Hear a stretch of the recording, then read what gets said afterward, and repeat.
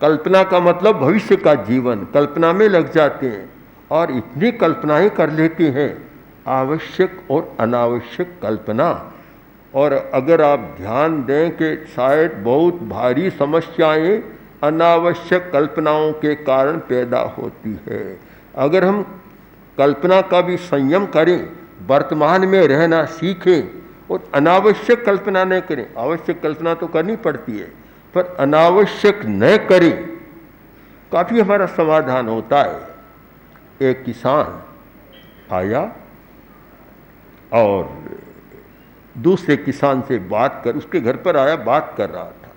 बात करते करते वह बोला कि भैया अब तो मैं एक काम करूं, भैंस ला रहा हूं।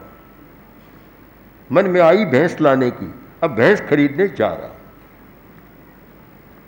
तो उसने कहा कि भैंस लाओगे तो भैंस कहाँ चरेगी, कहाँ खाएगी? कि तुम्हारे खेत में। मेरे खेत में? ध्यान रखना, अगर मेरे खेत में आ गई तो भैंस को मार डालूंगा, तुम्हें भी मारूंगा। उसने कहा कैसे मारोगे? कि नहीं, मैं खेत में आने नहीं दूंगा। कि आएगी, क्यों नहीं आएगी? कहती है तो आ जाएगी। अब कोरी बात कर रहे थे, बात करते करते लड़ाई शुरू हो गई और लड़ाई भी इतनी तेज हुई कि सैकड़ों आदमी इकट्ठे हो गए। आए, एक अच्छा समझदार आदमी आ गया है, बोलो भाई बात क्या है, इतने क्यों लड़ रहे हो, बात क्या है, बहुत तेज बोल रहे हो, और पड़ोसी भी जाग रहे हैं, उनकी नींद भी हराम हो रही है, बात क्या है?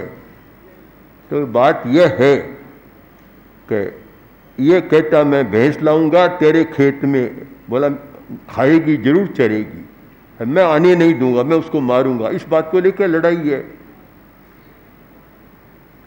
तो वह समझदार आदमी बोला कि इतनी लड़ाई करते हो तो लाओ, अभी तुम भैंस मत रखो, हमें दे दो कुछ समय के लिए, बात समाप्त हो जाएगी। बोला भैंस तो अभी खरीदी नहीं है, देते क्या आपको? भैंस तो अभी खरीदी नहीं। कोरी कल्पना है कि भैंस लाऊंगा, उसके कल्पना है कि मेरे खेत में आएगी, सारी कल्पना का एक इतना शुरू कर दिया कि उसके आधार पर। और आप देखेंगे तो परिवारों में बहुत सारी लड़ाइयाँ इन कल्पनाओं के आधार पर होती है। यथार्थ बहुत कम होता है, बड़ी बात पर बहुत कम लड़ाइयाँ होती है, ज़्यादा संदेह, संशय और कल्पना के आधार पर लड़ाइयाँ चलती हैं।